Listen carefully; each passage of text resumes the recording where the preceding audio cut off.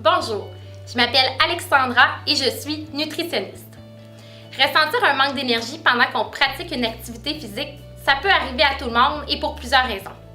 Par exemple, lorsqu'on pratique un sport d'endurance comme le triathlon, ou encore lorsqu'on court une longue distance comme un marathon, ça peut nous arriver de frapper le mur. Frapper le mur, c'est un peu comme une voiture qui tombe en panne. On manque d'énergie, on est totalement incapable de continuer d'avancer.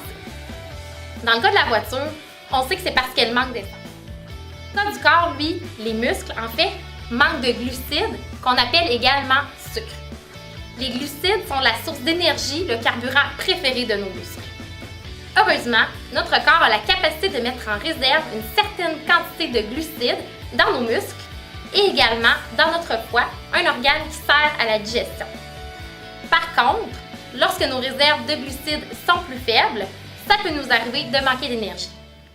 On retrouve les glucides dans l'alimentation, dans plusieurs groupes alimentaires, dont dans les produits céréaliers, comme le pain, le riz et les pâtes, mais également dans les fruits et dans les légumes en plus petite quantité.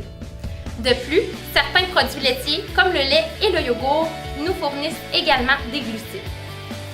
Donc, si ça t'arrive de manquer d'énergie pendant que tu pratiques une activité physique, tu peux te questionner sur ce que tu as mangé avant l'effort. As-tu consommé assez de glucides?